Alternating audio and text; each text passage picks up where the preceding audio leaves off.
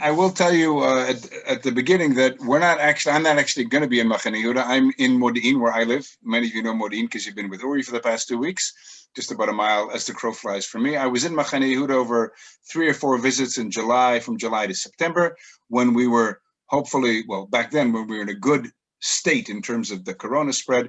And although people had to be wearing masks, my caveat is that not everybody I spoke to was wearing a mask. I always had my mask on, unless as part of what I was doing, I actually had to eat something or drink something. So you'll see a little bit of some people wearing masks and other people not wearing masks. I know most of you on this call have been to Israel. And if you've been to Israel, I'm sure you've been to Jerusalem. And if you've been to Jerusalem, I hope that you've been to the Machane Yehuda marketplace. And what I'm going to do now in the next hour or so is I'm going to start just about 5-6 minutes with some background and kind of slides and some stories about the shuk. And then I'm going to go deep into some videos, some recordings that I made with the help of my daughter in August and September, to kind of introduce you to some of the flavors of Israel, the diversity of Israel, because you can't just visit Israel by seeing the historical, archaeological places. As you already know with Uri, in the past 2 weeks, you have to meet the people of Israel. But perhaps more importantly, as Napoleon said, an army marches on its stomach. It's very important to understand what feeds Israelis. And there's no question that Machane Yehuda Market in Jerusalem is probably the most colorful and diverse place in the country. These are pictures of the summers. We're one of the few places in the world where you can actually still realize that fruits are seasonal. So when I was there in August, September, the figs on the left-hand side were just the first figs that were being harvested. You'll see pomegranates, you see some mangoes, the beautiful pomegranates on the right-hand side. Also leading up to Sukkot, the last of the 3 pilgrimage festivals and the harvest festivals in Israel. So you're going to see some of the people, see some of the stuff, and get a bit of a sense. Unfortunately, Ari and I spent the better time of the past 2 days trying to figure out a way of developing some scratch and sniff technology for your screens. But since we don't have that yet, we're working on it, then you're going to have to watch from afar. What's amazing about Jerusalem, as I say, is that people often come just to the old city, but you really need to see the life of the city. And I think Machane Yehuda is probably the best place to experience that. It started in the late 19th century when Arab in villages outside of Jerusalem, kind of just north of today's city, the area, and you right by the main entrance to Jerusalem when you come up from Ben Gurion Airport. And then in the 1920s, they started to kind of make it a little bit more of an established marketplace. Arab merchants would bring their merchandise. Jewish neighborhoods, post-1860, left the safe confines of the old city wall and spread out along Jaffa Road. You were in Jaffa with Uri last week. That's the entryway that people had to Palestine, 19th, 20th century. And that was where this kind of informal market was established that eventually became a formal market. Now, don't try scratching your screens because it'll limit your visibility for future slides. But one of my favorite things about the shuk is this incredible abundance of choice. And keep in mind, the Israelis for many, many, many years had a makolet, a little grocery store in their neighborhood where they'd get their milk and butter and eggs during the week. But once a week, they would go to their big cities, their town's outdoor shuk marketplace. 1960s, what happened? Supermarkets develop as the cities grow, particularly in Jerusalem, urban sprawl. People think it's easier to take their car and park in a parking lot and pay with a piece of plastic than to go to a different stall to buy your tomatoes and another one to buy your eggplant, another one to buy your eggs. And so things began to change in the market. Negatively, fewer people came. And then in the late 1990s, early 2000s, with the Second Palestinian Intifada, lots of terror acts took place in and around the shuk, in and around the market, and it started to go downhill. What we've seen in the past almost 20 years now is a gentrification of the shuk. There are over 500 stalls that have been gentrified. Part of it is undercover, part of it is open to the sky. And in addition to being a market, I wasn't there at night, and the bars weren't really open at night anyway, but at nighttime, what happens is you see on the left-hand side, the person, hopefully you recognize Golda Meir, and on the right, you recognize Ben Gurion standing on his head. In about 6-7 years ago, an immigrant from France, Solomon Sousa, decided that he was going to decorate the awnings with the permission of the owners of the stores. And so if you walk through at night, the stalls that sell food during the day turn into bars at night and restaurants, and decorated with really past and present and maybe even future Jewish visages. I started to say how the market has begun to change. And what's amazing about the market, if you were to Google Machane Yehuda market And then next to that, or maybe as a separate Google, top food markets in the world.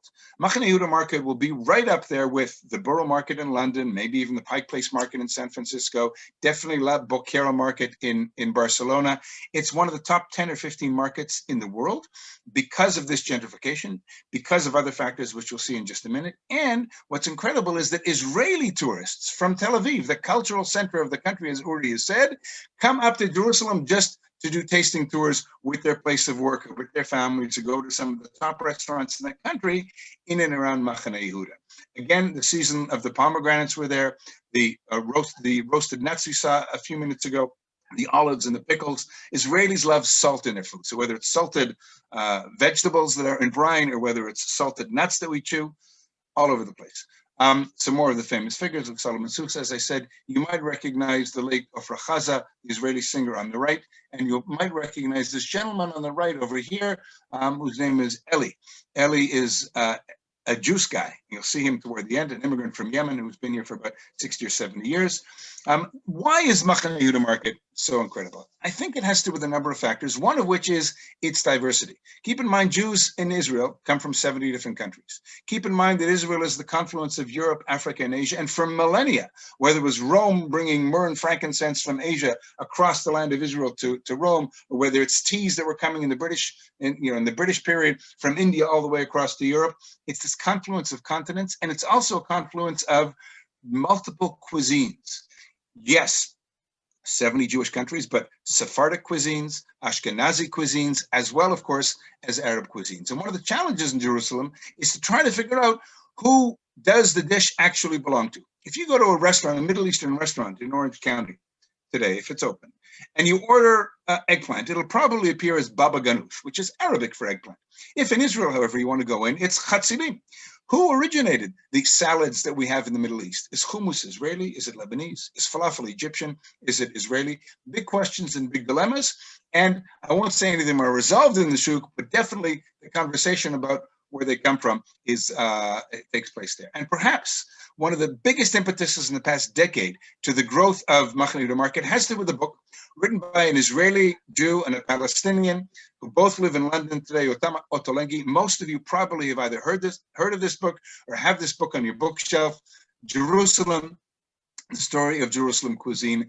And I love his line where he says at the bottom, he says, Jerusalem is a city of such utter diversity, it puts the old Tower of Babylon to shame. And what's amazing is that as Israel has grown, both in terms of size and in terms of wealth, people have disposable income, and all of a sudden, people are traveling over the world and becoming much more sophisticated, shall we say, in their palates.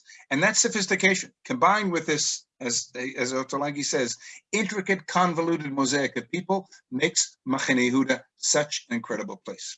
We all think of Israel through the prism of startup nation. Translate that to food. Okay, and I'm almost the videos. I want to integrate with his second last picture here. I was there August, September, and August is the end of summer and the end of watermelon season.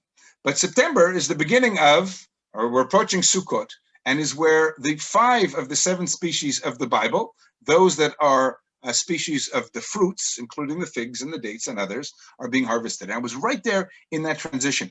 I took dates home. I didn't take watermelons home because it was too much of a schlep. Just before Rosh Hashanah, you can see the beautiful round chalot in one of the many bakeries there. And of course, the fruits, the nectarines and the peaches and the grapes. I went to the supermarket this afternoon, not the shuk, unfortunately, because I don't live in Jerusalem, but I went to the supermarket and none of those things were there anymore because we transitioned to the citrus and the bananas and the winter fruits. With that, I'm going to start with a couple introductory videos. And the first of which, as I said, with me in the shuk wearing my mask. Amazing. The sights, the smells, the sounds. It's a little bit chaotic here. Of course, the newest thing are the masks that are on sale, that not quite indigenous and typical. So I know it looks a little bit crowded. It smells unbelievable, but I suggest at this point you guys follow me into the shuk and let's see what awaits us. Come. Roasted nuts, and of course specialty, a little bit of sugar added I might add, but specialty teas for hot and for cold. What I love most about the shuk is the diversity of fruits and vegetables. Notice the grapes, red grapes, purple grapes, green grapes, guayabas, and figs. Right about now, just before Sukkot, they're harvested, and people are buying. Almost everything here is produced locally, and that's what makes this one of the top markets in the world, because like many Western countries, they're trying to find food that is, farm to table, but here almost everything you see around you is farm to table. Look at the luscious tropical fruits over here. The first dates, the yellow dates are in. The pomegranates are ready as we speak. My daughter just noticed that the persimmons are ready. The sabra fruit up on the top over there, the indigenous cactus from here. You see the lychees. Now, I apologize, as I said, that you can't really smell. You can hear the shuk because it's really, really loud, of course, but you can't smell it. And that's one of the beauties about going to the shuk, but we're not able to smell it, so we will deal with the visual. Hold on, I gotta figure out this video here. So you've got the seasonality, and you've got this notion of farm to table, which has become really hip in the Western world. You can go to Whole Foods. I mean, you guys live in California, so you've got lots of different climates there. But if you live in New York or in, I don't know, Maryland, let's say, and you want to go shopping in January, and you go into Whole Foods, you've got to look to see where the agricultural products are coming from. They may be coming from Africa. They may be coming from South America. There is very little that one gets in any of the shvakim, in any of the markets in Israel, that is not farm to table, which means that when I bought my vegetables and my fruit this afternoon in the supermarket, they might have been picked yesterday morning. And they might have been, brought to the logistics center and then put to my supermarket, because they were picked 2 hours away at the most from where I live. And that's one of the great things about Israeli food. The second thing, the foundation of every good kitchen, of course, is the raw ingredients. And I see they're having a Dina Sussman, who married a friend of ours, actually, next week. But what is in one's kitchen is very, very important. And I grew up in Canada, and my wife in America, and there's no question that when we visit America, we lived in England for 3 years, you go to the supermarket and there's a lot of prepared food. Israelis do a lot more of their own preparation of food, which means they need lots of raw ingredients, including spices. And one of my favorite spice stores is a chain called Pereg, and this man, Mordechai, has been working there for years. And he's a salesman in Pereg. To give you a little bit of background about some of the influence of Israeli cuisine and what are the essential spices one needs to have in one's kitchen. Sorry, I went wrong one. Let us meet Mordechai. Hello.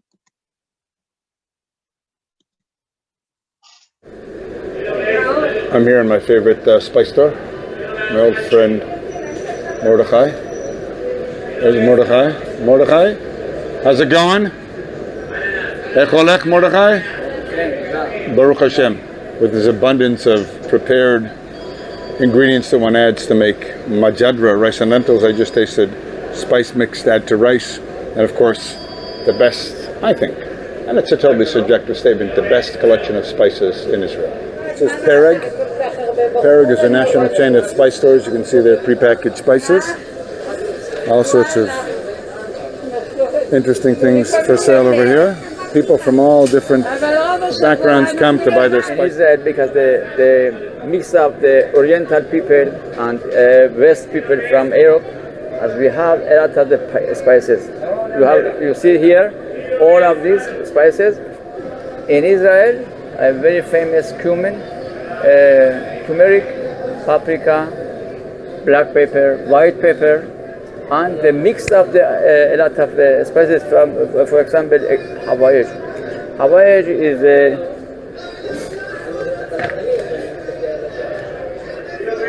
this Hawaii. This the source from the Yemen. From Yemen. And what do Yemenites use Hawaii for? Yeah, for everything. For children, for soup. This is the mix of cumin, turmeric, cloves, cardamom. Yes, and we have, for example, the mix of spices for fish in the oven or in the barbecue.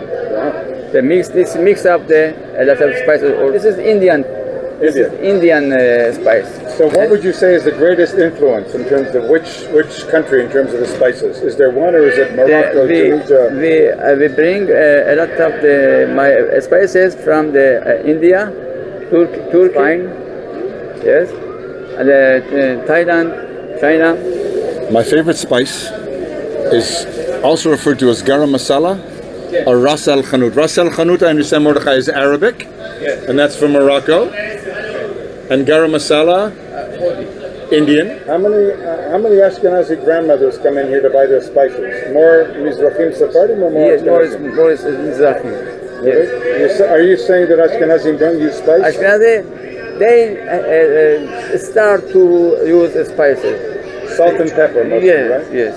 Mordechai, thank you. Welcome.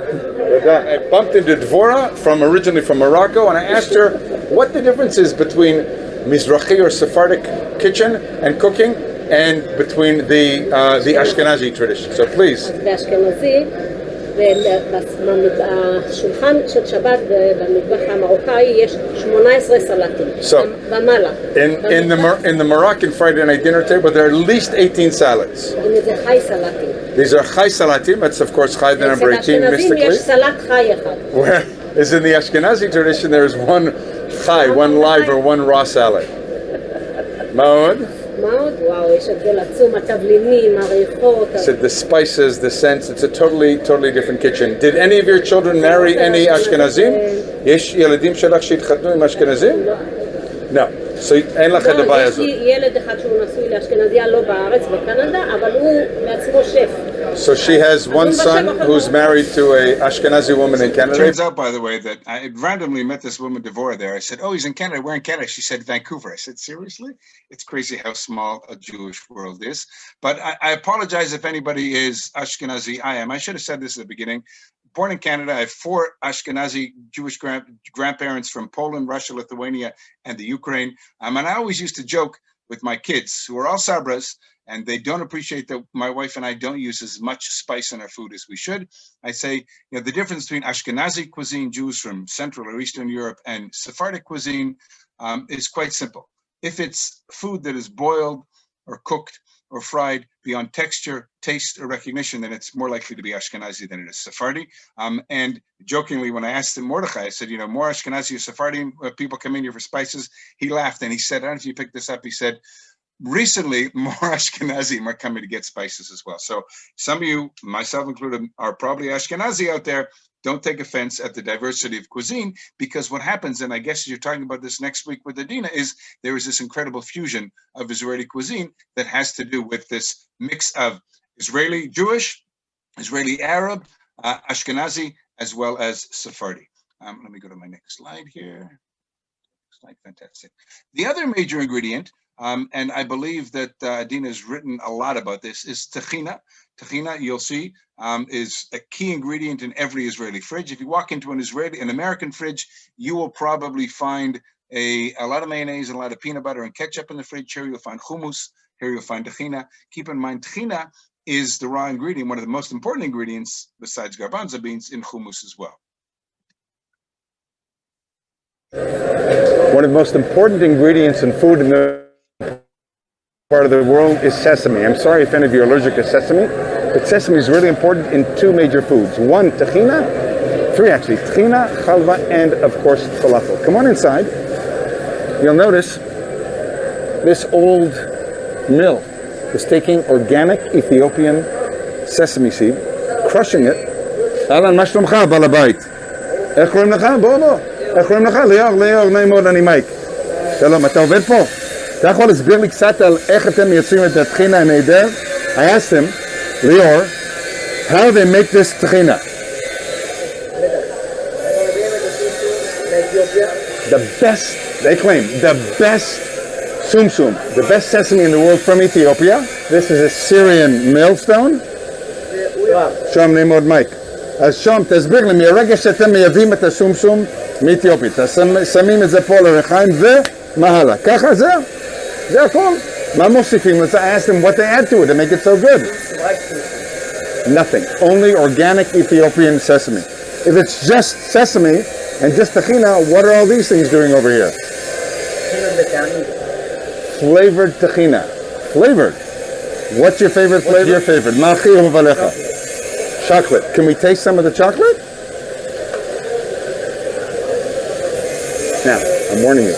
Chocolate and chili don't go well together, but we'll give it a try. This chocolate, this is chocolate. Take my word for it. What else? Pesto. All right. I'm willing to try the pesto. I'm going out on a limb for you. Shall we come with the pesto?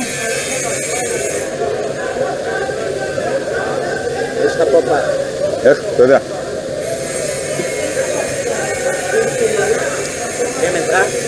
It's interesting. Trust me. Tahina, very important ingredient, and we used to just buy it in the supermarket, but now there's an abundance of tahina shops that are making their own organic tahina, sometimes adding different flavors. You can see there are dozens of different flavors used for desserts, used for cooking all sorts of dishes in the kitchen. And tahina, keep in mind, is nature's most powerful protein.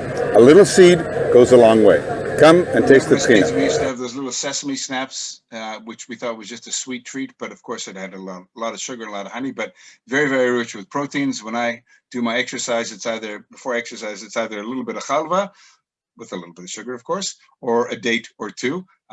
Forget energy bars. There are energy bars, but this is obviously much better. Across the street from this, I didn't include this video, is the Kingdom of Chalva. Many of you have probably heard of a guy who took his grandfather in the old city in the 1940s, had created Chalva, Ali Mizrahi, and his father wasn't interested in the business. And about 10, 15 years ago, the grandson decided to resuscitate the Chalva business.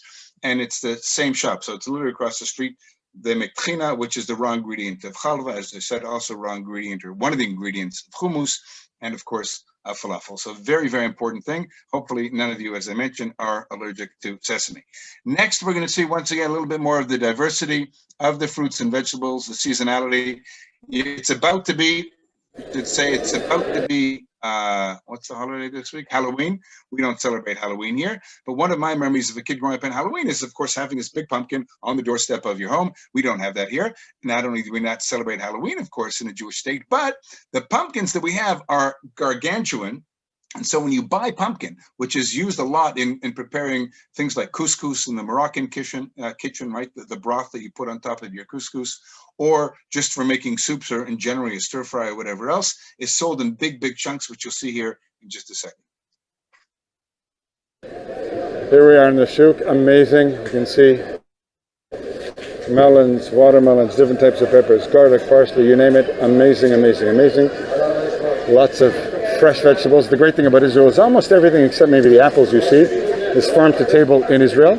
Huge amount of produce is grown locally. Of course, now you can tell, and Israeli kids know, that fruit has seasons. Now it is mango season, really just at the end of the mango. Artisanal breads from Keller Bakery.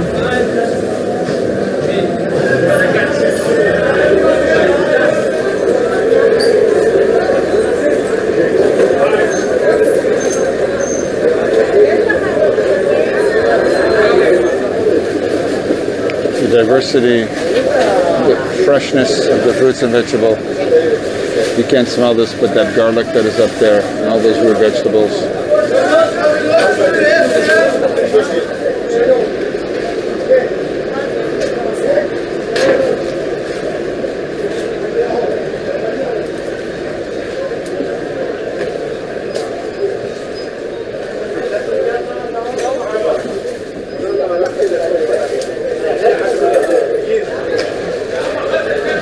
Those little individual pumpkins you can see over there. So this is the pumpkin area.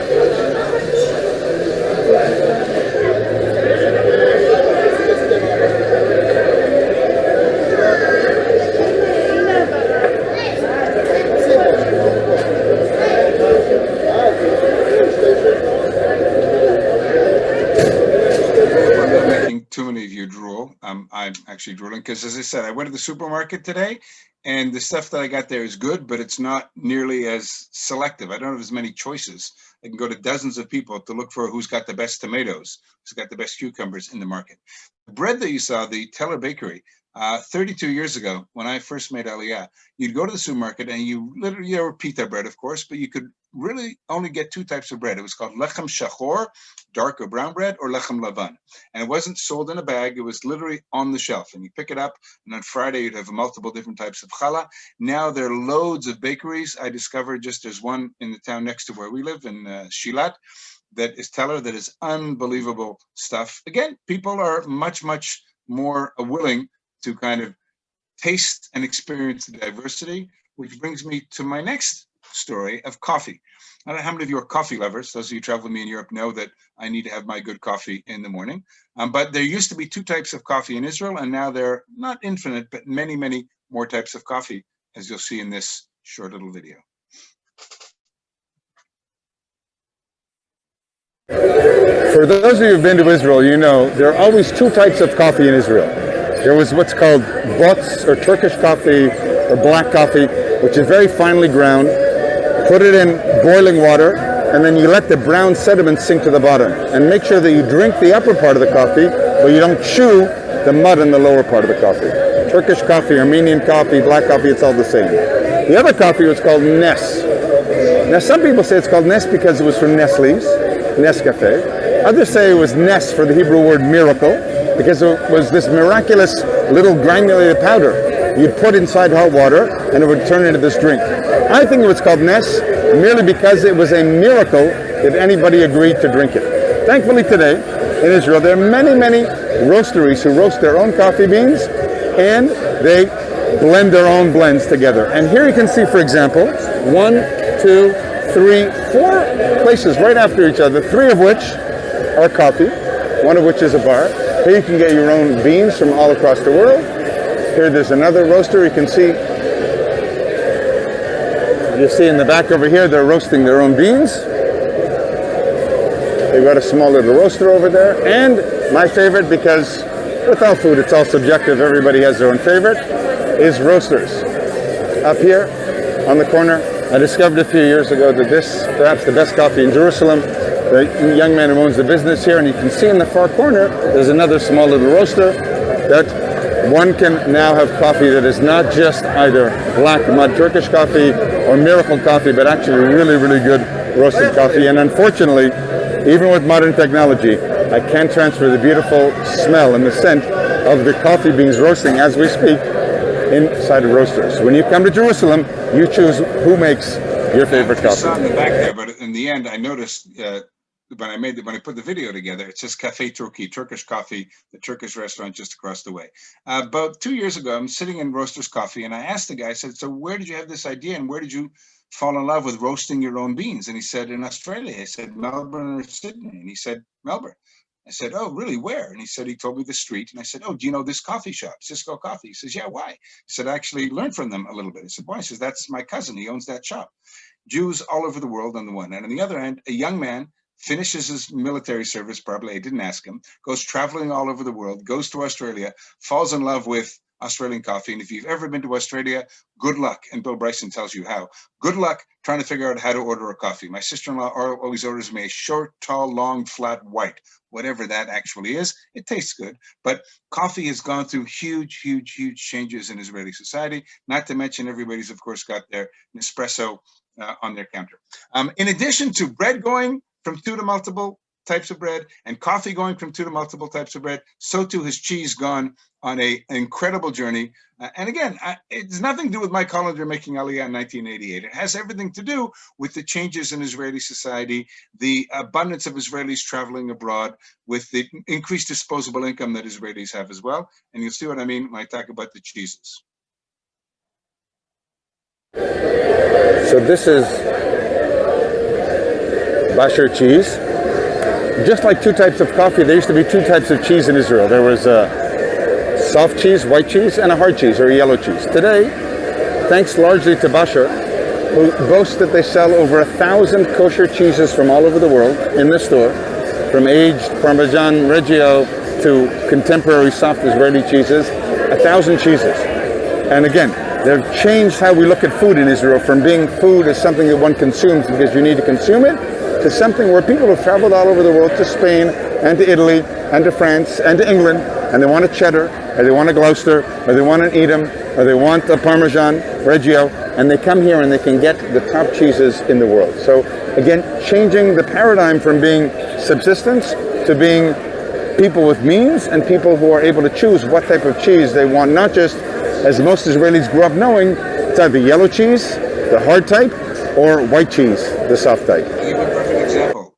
My youngest son, 22-year-old, he's in the Air Force. He came home last month, and I bought a cheese, a Israeli Tnuva, the biggest dairy in Israel, camembert cheese. And he bit into it and he said, Abba, it tastes like, it doesn't really have any taste to it. And so the next week he was coming home and I bought an aged French camembert, and he's like, ooh, this is good. You couldn't get aged French camembert in Israel 32 years ago. And again, there's a demand for it. Basher, for example, started in Jerusalem. He's now got a number of branches of his cheese, 1,000 cheeses all over the country, including in my mall in the mall in Modin, about half a mile from where I'm speaking to you right now. I was there, as I said, end of the summer, beginning of the fall, holiday season. I put this short little video together with some dates, with some music, and with some amazing pomegranates.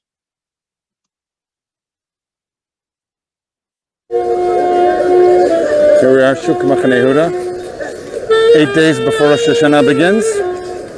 Typically the market would be much, much busier.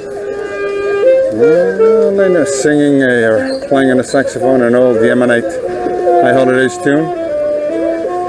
And unfortunately, as I said, it's not nearly as crowded as it typically is, but we'll go and see some of the action and see how the prices, you might notice, on the fruits and vegetables are written on chalk, written with the magic marker, and they're erased, because towards the end of the day, shopkeepers want to get rid of everything.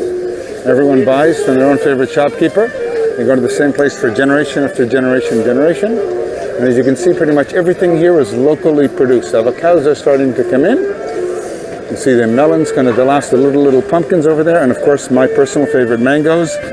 The last, I think, of the Maya, our favorite brand of mangoes. From Deuteronomy, there are 7 species, natural indigenous fruits and grains in the land of the Bible, one of which is pomegranate. And what's amazing, of course, is that now, just as we approach the high holiday season and we get to the last of the holidays, the festival of Sukkot, it's the time that the figs and the dates and the olives and the pomegranates are ripe. And what I've ordered now is a fresh squeezed pomegranate juice. We know, again, farm to table, these pomegranates were probably harvested in the last week at the most, and you're going to see what is perhaps the best with its antioxidant properties. Shana Tova, Happy New Year.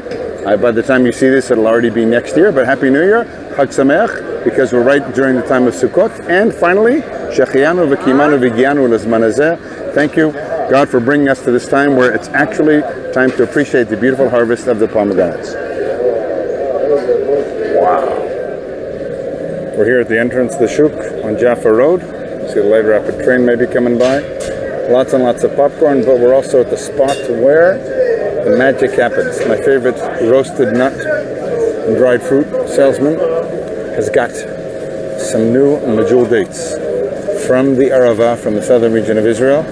More moist at 58 shekels, a little bit drier at 68 shekels. And I don't know if you notice on the sign, but it says in Hebrew under the price, Shechianu.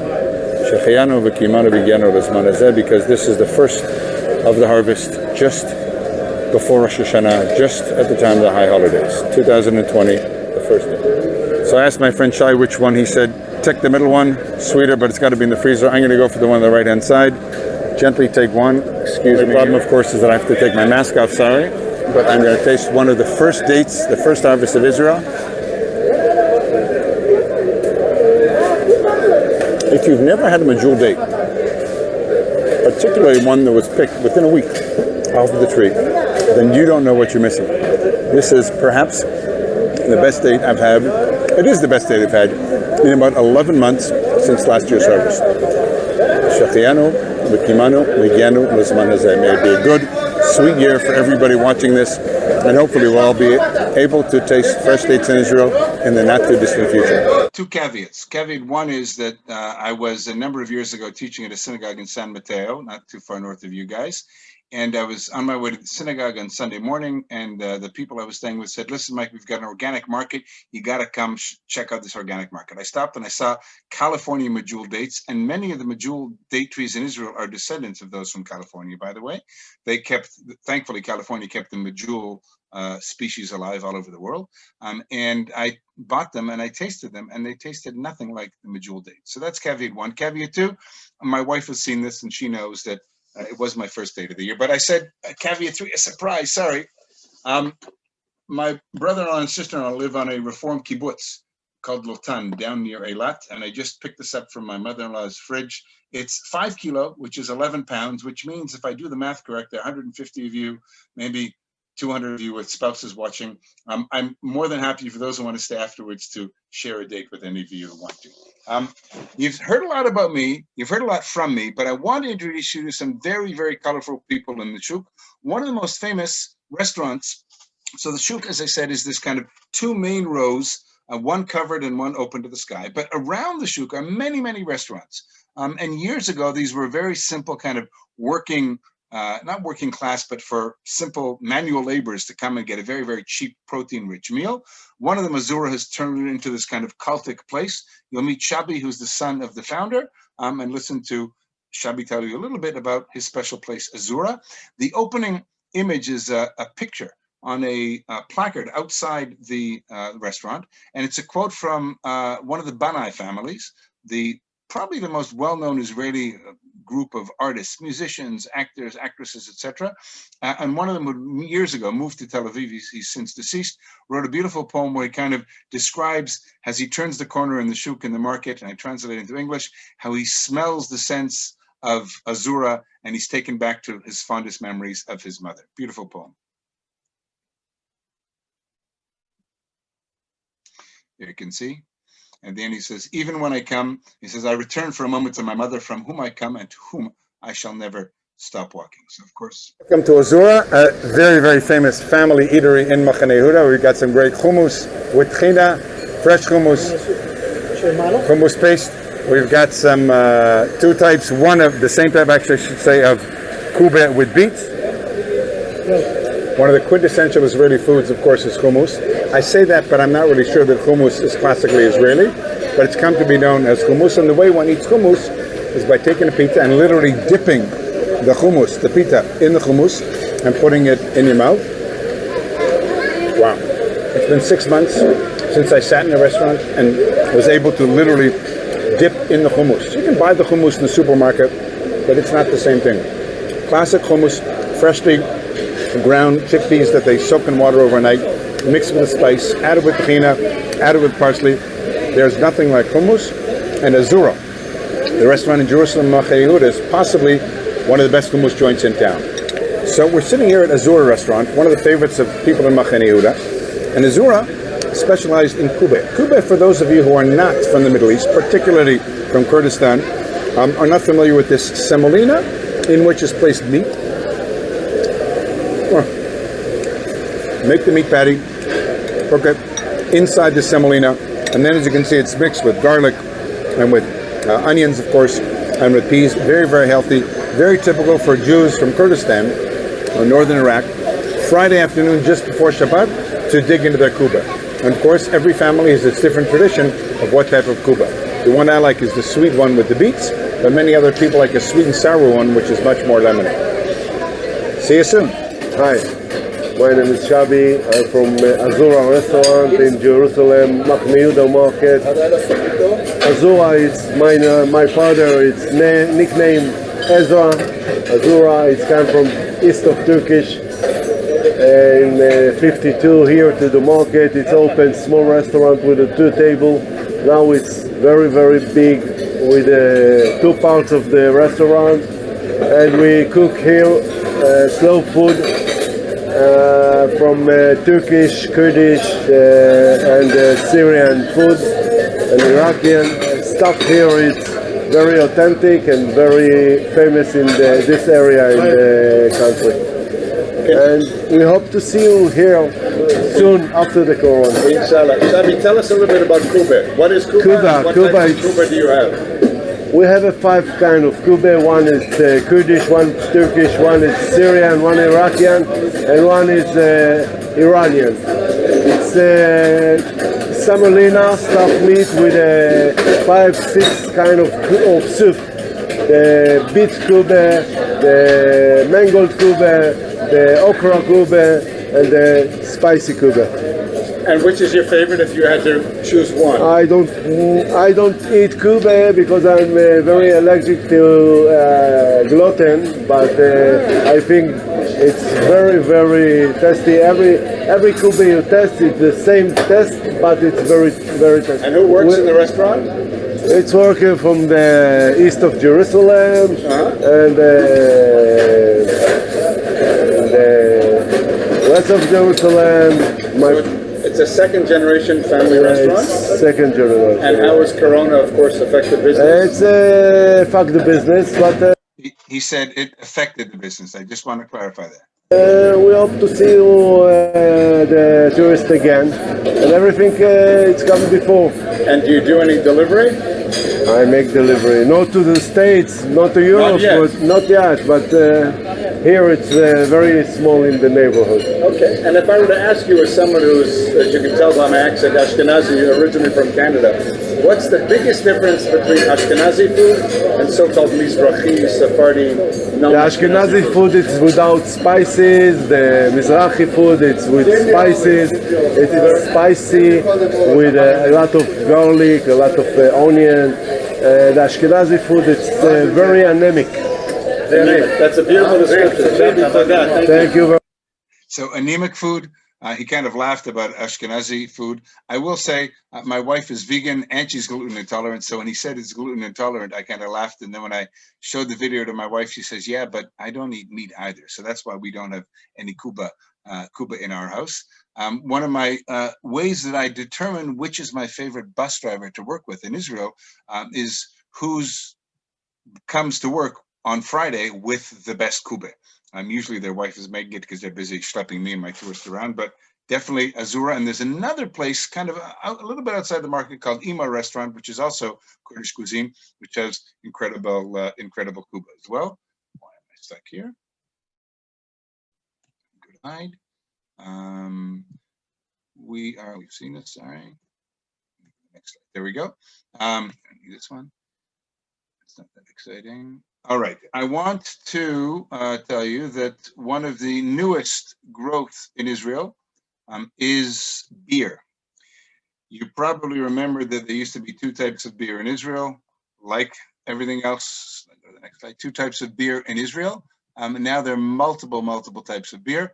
Again, my 22-year-old son, he's a soldier, and when he comes home, actually, he had to be in lockdown in quarantine with my wife for 2 weeks in the rest of the house because he had seen me and I was infected. And he orders a kit. He already has the kit, but he ordered the ingredients to make beer. And then he went back to the army last Sunday, so 10 days ago, and he said, oh, Abba, I forgot. I said, what? He said, I got to take the beer and you got to put it in bottles. So I'll tell you what to do. So I actually did the beer bottling for my son, Matan, and tomorrow he's coming home and we're going to taste his Israeli beer. But a little bit of insight into the diversity. We're standing here in the Beer Bazaar, one of my favorite places to go. It's a little bit quiet because we're in the middle of the day, but the Beer Bazaar here sells only Israeli beers. Now, if you came to Israel 20 years ago, there were two types of beers. There was Gold Star and Maccabi. Gold Star is kind of okay, a bit of a lager. Maccabi, kind of like some light American beers. But now there are dozens and dozens of micro breweries making beer all throughout Israel, and become a little bit closer. You can see some of my favorites, whether it's Malka, whether it's Negev from the south, whether it's a couple local Jerusalem breweries. And unfortunately, we're here during the middle of the day, but take my word for it, if we were to come back here at 11, 12 o'clock at night, there would not be a square meter for anybody to sit in, because the place would be packed with hundreds and hundreds of Israelis who want to drink fresh, good, crisp Israeli boutique beers.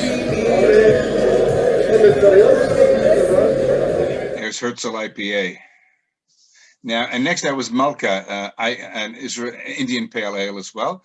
About a year or year and a half ago, I was at a brewery up in the north called Malka, and there every year around Independence Day, they come out with a limited edition just for a month or so of beers with famous Israeli leaders on the front. There's one with Golda Meir, there's one with Herzl, there's one Ben Gurion, there's one of Begin. And for their IPA, their Indian Pale Ale, they decided that they were going to put a picture of Mohandas Gandhi on it. And they did, but somebody at the Indian embassy in Tel Aviv discovered this, and there was a bit of an outrage, and they had to apologize, and they took the image of Gandhi off of the beer, and now it's just an image. It just says IPA, unfortunately. We got two more videos.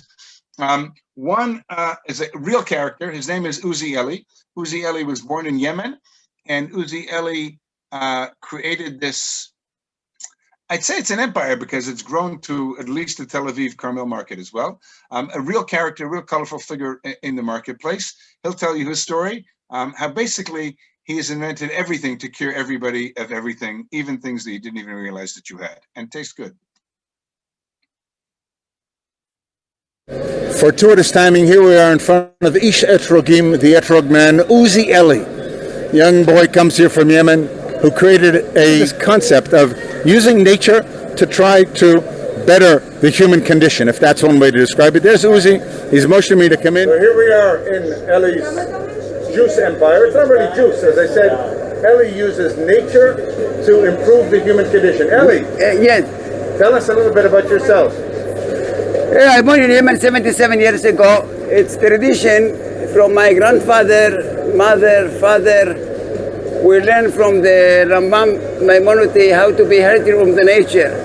We use the etrog for skin magic. Give me your hand, It renews the skin in 20 seconds.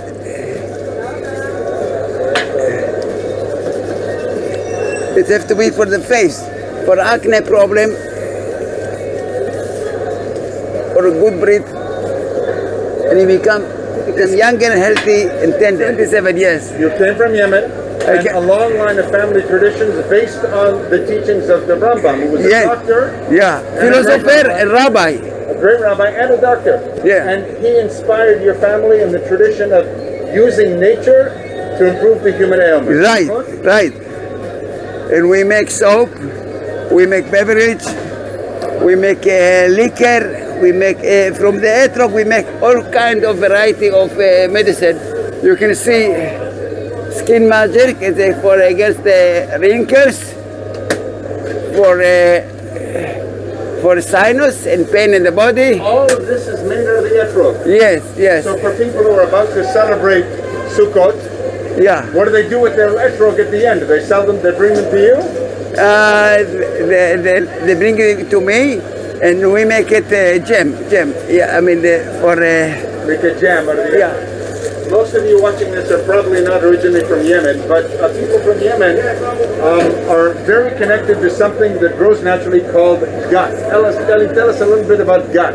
Gut is leaves. They chew it in their mouth, and they wake him up, make him healthy, happy, and concentrated. So this gut import from Ethiopia to Israel. This one grow in Israel locally. And it's a legal substance. You can. In Israel, it's legal to chew it. It's like caffeine. It kind of sharpens. Yes, similar to caffeine. Okay. It's for meaning to open the mind. Maybe you can tell us a little bit about some of the juices that are out here. One of my favorite stops in the shuk. Okay. Look. This way, citrus, etrog, and gut. It's for wake you up and for health. This one, etrog gut. Etrog gut. Yeah. And grapefruit. My personal favorite, I have to admit, is the passion fruit and organic goat yogurt. This one, all nature, no sugar. I feel it already. So all of these are natural, no sugar whatsoever. What's the best seller? This one. Any recipe for Corona? During the time of Corona, what special concoction? If you invented something new, something different? It's a cayenne pepper, 1 drop in a glass of water. It stops the corona problem. Pepper. Here it is. I use it for anti-corona. But you just created this for Corona, or was something beforehand? No, it's before you take regular water, 1 drop, morning and evening. It tested. It's for anti-corona, antivirus. It's cleaning the throat. Wow. It clears the throat.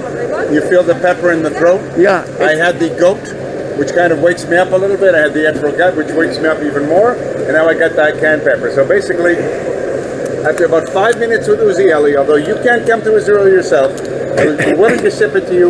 You will be healed of any ailment that you have or any ailment that you might have in the future. נכון מאוד, thank you. ברכה לראש השנה, אלי. שנה טובה ומבורכת, happiness and united, and we come to Israel to see our new future. במהרה בימינו. תודה. שנה טובה. I should say that I didn't buy that cayenne pepper concoction. This was, I think, early September, maybe end of August when I visited Ellie, and then like a month later I contracted corona. So maybe I should have bought it, and I should have taken a drop in the evening and a drop in the morning, but who knows? He seems to be pretty healthy. Two more videos. One is of knafe, which is definitely not an Israeli food. It originated in this part of the world, and like most foods, it's really hard to put your finger definitively on where it comes from. Knafe, though, most people say is originally Arab from the geographic area of Palestine. So we're talking probably late 19th, early 20th century. And many people think its origins are in the city of Shechem, the biblical city, or Nablus, in the heart of the West Bank, Samaria, about an hour drive of Jerusalem. Years ago, I was there and I had a group of doctors, and we're meeting a person who was the president of the university at the time. And we're having this meeting, and they bring in the coffee. And next thing I know, I look over my shoulder, and someone has brought in a burner, and they're making knafe right there, live. That is the best knafe I've ever had. And it used to be that knafe you could only get in the old city or in Akko and Arab neighborhoods on Fridays. But you'll see how much has changed in Machane Yehuda now. We're standing outside of one of a number, probably almost a handful of knafe stands. Now I know a lot of you don't know knafe, A-N-A-F-E. Knafe, as you can see over there, is made very slowly on a fire with a combination of goat cheese, usually sour goat cheese. On top of it, they put like a vermicelli kind of a pasta called kidai. And then on top of that, you can see they add all sorts of ingredients. It could be ground coconut, it could be ground pistachios, different flavors. And it's this food that is very Middle Eastern, very Palestinian. Apparently it originates in the city of Shechem, Nablus in the West Bank. But in recent years, it's become this kind of fad, particularly late at night in the marketplace. You can tell them more cheese, less cheese, or whatever. It's a combination of cheese, that little kind of vermicelli-like dough, a little bit of rose water, maybe a little bit of sugar, maybe a little bit of honey on top of it, and then it's cut into pieces. What's amazing is that up until about 5 years ago, you would only find knafe in Arab markets only on Fridays. And today, in most marketplaces, including Machane Yehuda, you see it sold, I don't want to say 24/7, but pretty much throughout the day, not just as a dessert, but as a main course. Lots of calories. Yet another knafe stand. We've seen 3 in about, 50 meters or so? It's this phenomenon. You can see the different options of roasted coconut and crushed, the green or the crushed feasted pistachio, and the raw coconut you see on the right-hand side with all sorts of chocolate sauce on top or vanilla sauce on top. It's not just that there's food that you buy that you take home and you prepare it, but as I said, in recent years, you see with the beer bazaar, you see with knafe, and you see with many other restaurants around there, the sushi bars, loads of stuff that are opening up. I didn't take a lot of pictures of them because they're not indigenous necessarily. Knafe is indigenous, if not Jewish, but is part of the land and part of the culture and part of the people of the land of Israel. And its growth, I think, is something indicative of how Machane Yehuda is transitioning from a marketplace that was a place where people would go to get their essentials to a cultural venue above and beyond just doing one's food shopping. Last video, before we open it up to Q&A, if we have some time, and that is perhaps the most famous of the stalls around Machane Yehuda, Marzipan Bakery, where you can meet Itzik, the manager of Marzipan. It's centered there, but there are a couple other branches over Jerusalem, and hopefully you'll get a sense of my excitement of making the video with Ellie. One of the icons of the shuk is Marzipan Bakery. Now, the funny thing about Marzipan Bakery is, for those foodies out there, you know that marzipan is made out of almond paste. There's no almonds and there's no paste here. It is just the name of the bakery, and it's world-renowned because they make perhaps the world's best rogalach, chocolate or cinnamon. Come on inside. But if you come here on a Friday, pre-corona of course, there'd be a line around the block for people to get fresh marzipan baked chocolate and cinnamon rogalach. Today they don't even ask people individually, they automatically put them in a half kilo, probably about a pound box, and people take them out of the stores like literally hotcakes. And perhaps that term hotcakes was coined here in marzipan because when they come out, they're hot. And people love eating them as they're literally dripping and gooing and gushing with just a little bit of sugar, just a little bit of flour, just a little bit of chocolate, making, as I said, perhaps, we've got so many croissants, perhaps the world's best rogalach. Doesn't show his face because he's a secret. It's a secret who Itzik is, and it's a secret what he puts in his rogalach. Nachon? Nachon. So Itzik, show us where you make where the magic happens. This is crazy. Hundreds of times I've been here, but I've never had the opportunity of going with Itzik into the inner sanctum of Marzipan Bakery. Now I know some of you may be bakers, amateur conditors, but the odds of you having an oven like this at home are pretty small. This is the major oven, which is parv. As you can see, it's non-dairy, and then the one on the left-hand side is dairy for borekas, and this is where the magic happens of the rogalach. As I said earlier, chocolate and cinnamon rogalach, perhaps the best in the world. In a minute, we're going to meet Itzik, the manager of this one of, but perhaps the most famous of the branches of marzipan. Anonymous, because he's actually worried that if people see his face, he said he's agreed to it. For me, he's agreed to it. But this is Itzik. I've known him for kama shanim ata kvar menel et hasnif? He's only been managing this branch for over 30 years. Itzik, what's the secret to the world's best rogalach? He said the answer is the secret ingredients is we make it from the bottom of our heart. It's made out of pure love. That's it? So I could come to... He said, and a little bit of conditor knowledge. But what are the main ingredients besides flour inside the rogalach? What's that secret, or can you not say? We're putting more chocolate than we're putting dough. More chocolate than dough, that's important. And we're doing a very special dough that keep it soft, and we put sauce on it. And people like it. Actually, we're going to buy in a couple of minutes something to take home for my boys, but you ship abroad, nachon? Yes. And how much? Done it. You've just done it? We just done, like 1 month ago. And you sell it, you send it frozen? Yeah. So people get it and they put it with instructions. Fantastic. So if somebody wants to do that, they just Google marzipan, Jerusalem. Fantastic. Itzik, the only thing I have left to say to you is Shana Tova. May a year, a sweet year, and a year of lots of health and lots of business. Don't tell anybody. I brought these home for my 2 boys. But here's the classic way you eat rogalach. Clean your hands, Corona. Remove your mask. Make sure you don't have any smell of that heavy alcohol on your hands. And then you open it up. Now, I'm going to ask my photographer to put her hand on the bottom and to tell me what the temperature is of these rogalach. Hot. They're very hot, they're very warm, they're right out of the oven. And none of you can see this on the video, but it's actually juicy and dripping. You see, I don't want to say it's low calorie because it's not, but you ready? Touch time, Shalosh. Wow. Nothing compares to Marzipan Bakery rogalach right out of the oven. Shana Tova. In here, you know exactly the truth of that statement, that absolutely nothing compares to marzipan rogalach. 2 last pictures in Q&A. The sabra fruit you saw before, which is the symbol of somebody born in Israel, my kids, right? Traditionally hard to approach, rough, prickly, abrasive on the outside, but really, really sweet on the inside. Even though the sabra isn't even indigenous to our neck of the woods, it's actually closer to where you guys are. And the second, the picture you saw as well of 100 beers. It's a country of unbelievable creativity. It's a country of incredible human diversity. And you're all familiar with this term, as I said earlier, of Israel, the startup nation. Well, we've gotten to a point now where we're not about just having food on our table in order to survive, but we get to make a choice about what type of food we want.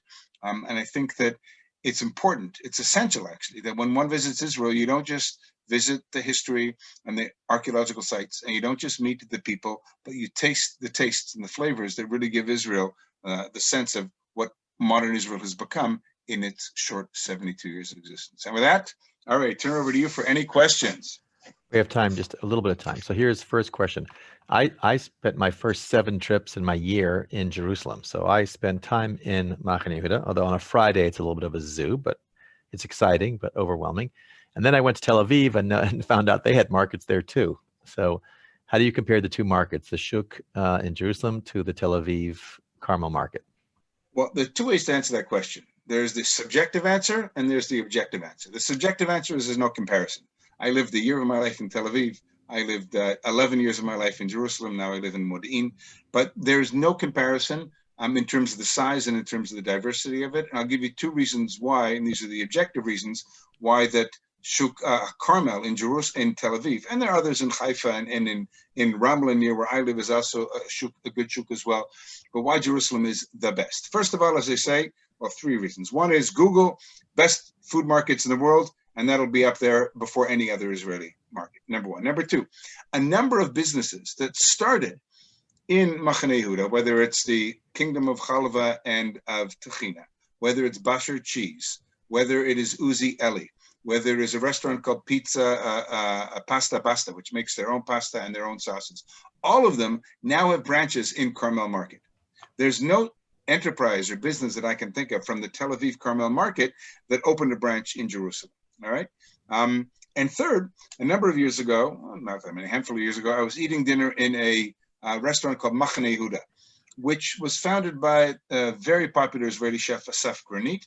And the name Machane Yehuda, it's one word, taking, of course, inspired by the market a block away. And it's a restaurant that endeavors to try to recreate the atmosphere of the market. The music is so loud, you can't hear anybody talking, across the table from you. The food is very, very fresh. And a few years ago, I was sitting there and at the bar, right in front of the open kitchen, my favorite place to sit. And there was a couple next to me speaking Hebrew, and I said, is your first time here? They were so excited. He says, yeah. Where are you from? He said, Tel Aviv. So we've heard so much about the restaurant, we finally decided to make it up to Jerusalem. We got reservations to come and eat at Machane Yehuda. The chef, Asaf Granit, has opened restaurants in Europe. The Palomar restaurant that he opened in Leicester Square, when it opened, was voted the top restaurant in London, a small city of 8 million people with a lot of ethnic diversity. And Jerusalem, I think, has become much more of a foodie center, although I'm sure Adina Sussman is not necessarily going to accept that when you have her on I guess whatever is it, next week or 2 weeks from now. November 8th, which is Sunday, we have Adina Sussman in conversation with Gil Chovav. Gil is considered Israel's first foodie, great-grandson of the founder of the one who reintroduced Hebrew language to Israel. And they'll be talking about Adina Sussman's book, which is about bringing like Israeli cuisine to the West, to the United States. So it's a good opportunity it's a good follow-up to this program so we can ask questions. Have you noticed in the last 30 years a tremendous change? I mean, you showed us I'm a big fan of kanafe and I can never find it. So I didn't know that now it's in the show, because even when I was there just a few years ago, it wasn't there. I don't think I saw it there. Any other foods that you've noticed that have just like suddenly appeared based on new demographics in Israel of different, cultures, subcultures that are there? There's two. I mean, Tel Aviv definitely has a much greater diversity of restaurants that are non-Israeli. So when we want to go out and my kids all love Asian food, there are many more Asian restaurants in Tel Aviv. There are a lot of restaurants in Tel Aviv. It's hard to find a kosher restaurant in Tel Aviv, and it's hard to find a non-kosher restaurant in Jerusalem. And Modi'in, as you know, from Uri, is 20 miles up the mountain to Jerusalem and 20 miles down the mountain or to get to the coast of Tel Aviv. I think that the two things that I recognize are, one is things like the kanafa, but the other is in this, and I picked up on that, the theme of 2 breads to many and 2 coffees to many and 2 cheeses to many. And I didn't film there, is 2 wines to many. I have a brother-in-law who moved here from Los Angeles many years ago, and his son and his son-in-law both studied winemaking. The first one, they both did their undergraduate degrees at the Weizmann Institute in Rehovot, one in soil science and one in water. One went to do a 2-year program in Italy and Spain, France and Italy, to learn how to make wine.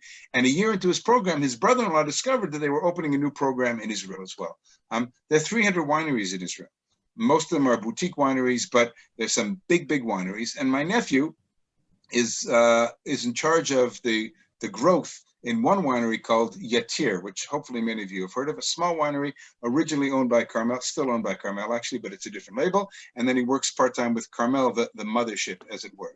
And I know when I go into wine stores that I have a huge choice of wines to buy, not just from all over the world, but from within Israel as well. So I think that growth and diversity from the simple, do you want a dark beer or a light beer? Do you want a dark bread or a light bread? Do you want a hard cheese or a soft cheese?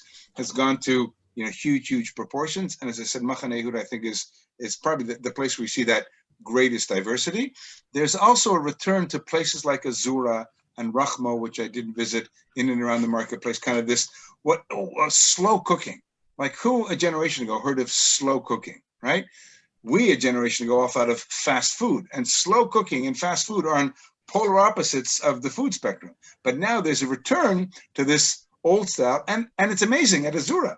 There's nothing new at Azura. It's just people are recognizing the wholesomeness of good old style recipes, and those are becoming very, very popular.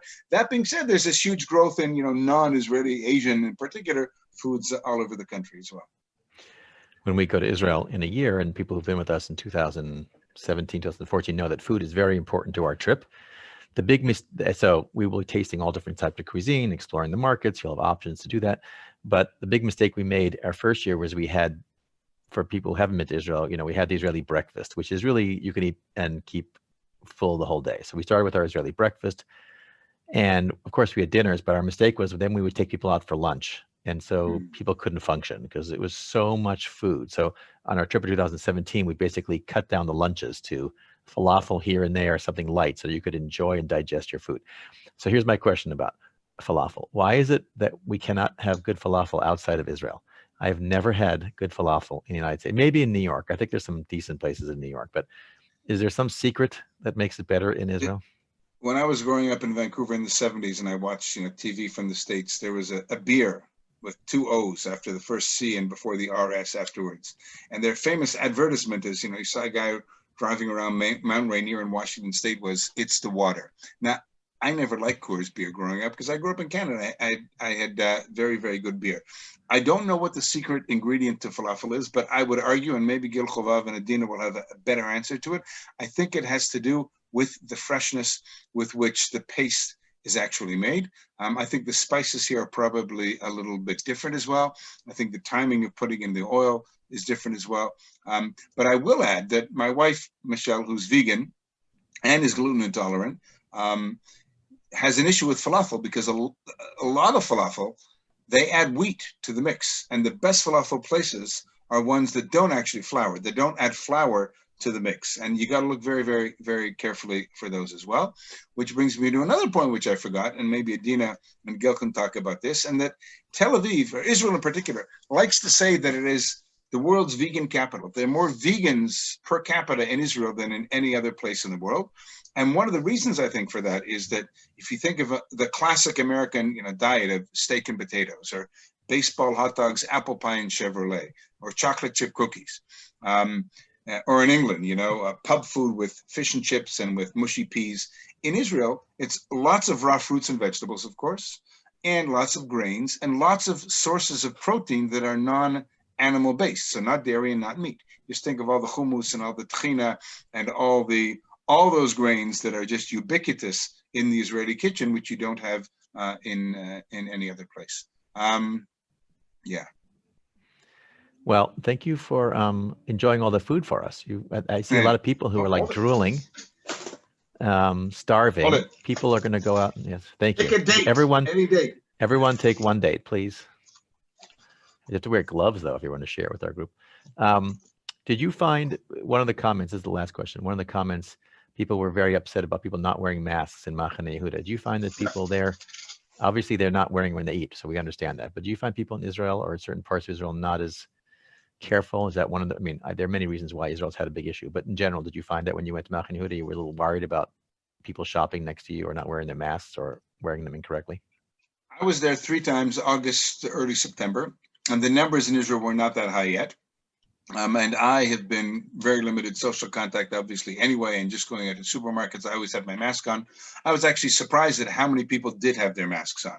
But since then, in early September, when we went on to a harder lockdown, there's much greater police making sure that people are wearing their masks. I was a bit anxious. I went with a friend of mine the first time, and he was like, he lives in Jerusalem, was like, whoa, there are too many people without masks here. But I don't think that supermarkets in Israel have been identified yet as major places of spread of corona, thankfully.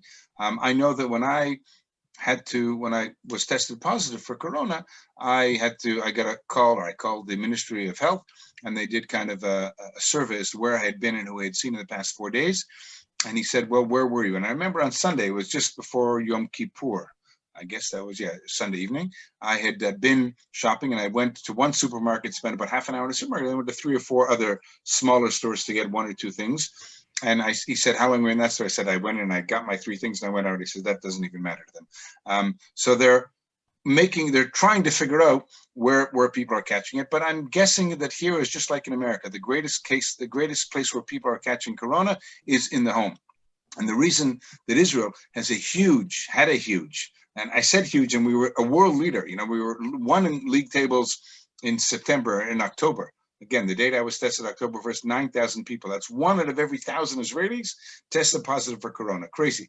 But yet, if you look at countries like Belgium and the Czech Republic, today, this week, they've got countries with similar populations. They've got 15 to 20,000 people who are testing positive per day.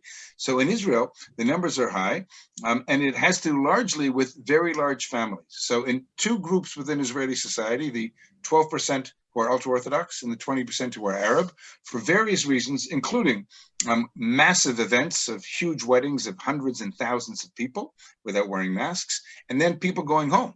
And your typical Arab family might have 7 or 8 people living in a house, and your typical ultra-Orthodox family can have 9 or 10 people living in a small apartment. And so that is where the greatest spread of corona was. I have no idea who I got it from. I could have got it from somebody in the store, of course, but the biggest issue in Israel now is what in our kind of dephasing of the lockdown, or kind of opening up, I should say, after the lockdown, the government went yesterday from 9 stages of opening up to 6 stages of opening up. And one of the big debates has to do with open versus closed. So malls can't open, but if there's a supermarket in the mall, that can open. And one of the big issues of the 500 merchants in the Machane Yehuda is that they're saying, we're outdoors. There's no reason we shouldn't be open. If you ask me, part of the reason is supermarkets can limit how many people can come and can go. It's much harder to do that in an open air market. And the big issue with Machane Yehuda, as you said, Ari, on Friday afternoons, there's no possibility of social distancing whatsoever. So those are big issues that I think all of us are going to have to deal with in the coming months until we get that vaccine. Well, thank you. I want to thank Mike for the tour, and I'm glad he ate for all of us. If you've been to Machane Yehuda, you at least got to enjoy the memories of the foods that he tried. And you got a reason to go back with us or with another group to Israel so we can enjoy the fresh food. So thank you so much, Mike. Thank you, everybody. I do have to run. Thank you, David Maylene, too.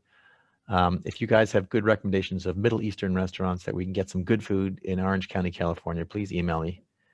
I haven't found many great ones. Although I would say at the JCC, they had a cooking class where they made falafel, and it was the best falafel I've had in Orange County. So that's one thing to do. When we can do live cooking classes, maybe we'll take one at the JCC.